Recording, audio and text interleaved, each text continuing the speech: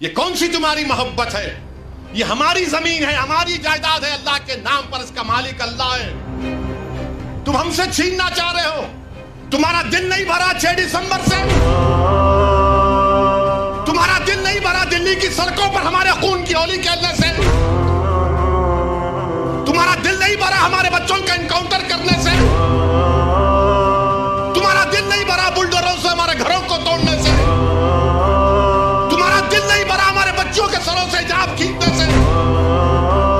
तुम्हारा दिल नहीं भरा हमको इस मुल्क की शरीयत खत्म करने का कानून बनाया, अब तुम हमको हमारे वजूद को मिटाना चाहते हो। खुदा की कसम अपने वजूद को मिटने नहीं देंगे इंशाअल्लाह ताला। मेरे अजीज दोस्तों और बुजुर्गों, मेरी आपसे दबन गुजारिश है कि महाराष्ट्र के असेंबली इंतखाबात आने वाले हैं। मैं आपसे अपील कर रहा हूं, जो लोग वक्फ की जायदादों को बर्बाद करने आ रहे हैं, आप और हम मिलकर उनको इंशाअल्लाह बर्बाद कर देंगे सियासी तौर पर। मेरी आपसे अपील है कि मैं यकीनन कह रहा हूं कि इस महाराष्ट्र की विधानसभा में आपको इम्तियाज जलील को और मंजलिस के नुमाइंदों को भिजाना जरूरी है। तुम्हारी आवाज हो, अगर तुम्हारी आवाज नहीं होगी तो कौन आवाज उठाएगा? तुम नहीं देखते पार्लियामेंट में क्या हो रहा है?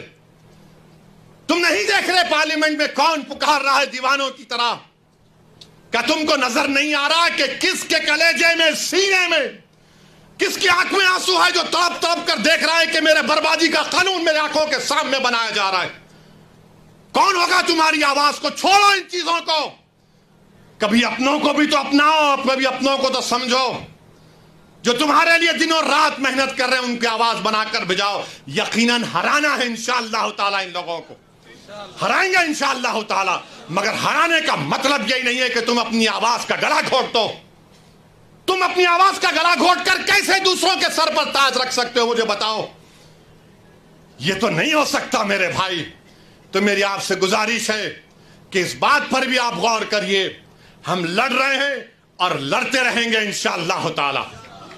और अगर मोदी ये कानून बनाते हैं तो जैसा कि पर्सनल लॉ बोर्ड ने फैसला लिया कि अगर एहतजाज होगा मोदी जी तो आप हमारे वजूद को मिटाना चाह रहे हैं, बेहतर यह है कि मैं रोड पर आकर अपने आप को खत्म कर लूं, मगर अपने घर में बैठकर अपनी जायदादों को छीनना नहीं देख सकता जो अल्लाह उसका मालिक है।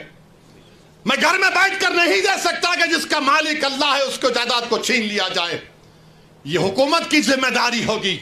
आपको अगर कानून बनाना है तो रोजगार दो, कानून बनाना है तो महिलाओं को बचाओ। अरे कैसा हमारा मुल्क हो चुका है कि उज्जैन में बीच सड़क पर, फुटपाथ पर एक जालिम शैतान एक खातून की अस्मत रेजी कर रहा। ये कैसा हमारा देश हो गया है? ये गांधी का मुल्क, ये आजाद का मुल्क, अंबेडकर का मुल्क, कि वो उसका वीडियो निकाल रहा है अस्मत रेजी का। ये कैसा हमारा वतन हो गया है जब हमने अंग्रेजों से खंदा मिलाकर जलियांवाला बाग में अपनी जानों को दे दिया। हमने काला पानी की सजाएं हमारे हिंदू भाइयों के साथ काटी।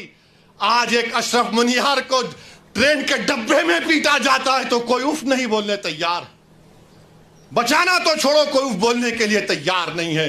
याद रखो, जब आप अपनी लड़ाई नहीं लड़ेंगे कोई तुम्हारी लड़ाई नहीं लड़ेगा। तुम्हारी लड़ाई तुमको लड़ना पड़ेगा। तुम 70 साल से सोच सोच कर धोखा खा चुके हो कि कोई और हमारी लड़ाई लड़ेगा। नहीं मेरे भाई, तारीख में अगर नाम लिखा जाना है तो यह वक्त है अपनी लड़ाई लड़ने का। यही वक्त है अपने वोट से अपने नुमाइंदों को औरंगाबाद से भिजाने का। तो मेरी आप तमाम से गुजारिश है कि आप पर्सनल लॉ बोर्ड ने जो आपके सामने बात कही है, आप ज्वाइंट वर्किंग कमेटी को अपने एतराजात, अपना प्रोटेस्ट ईमेल और पोस्ट के जरिए भिजाइए। 15 सितंबर आखिरी तारीख है और अल्लाह से कसरत से दुआ करिए कि परवरदिगार तो हमको जिंदा रख कर ये नजारे मत दिखा कि हमारी जमीनें जिसका तू मालिक हमसे छीन ली जाए। अल्लाह से हम गिड़गिड़ा कर सरबसूद होए, से गिड़गिड़ा कर भीख मांगे। इत्तेहाद पैदा करिए। ये कानून ना देवबंदियों के मफाद में है, ना बरेलवियों के मफाद में है, ना अहले हदीस के मफाद में है, ना बोरी समाज के मफाद में है, ना अथना शरी शिया के मफाद में है, ना आगा खानी शियाओं के हक में है। किसी के हक में नहीं है।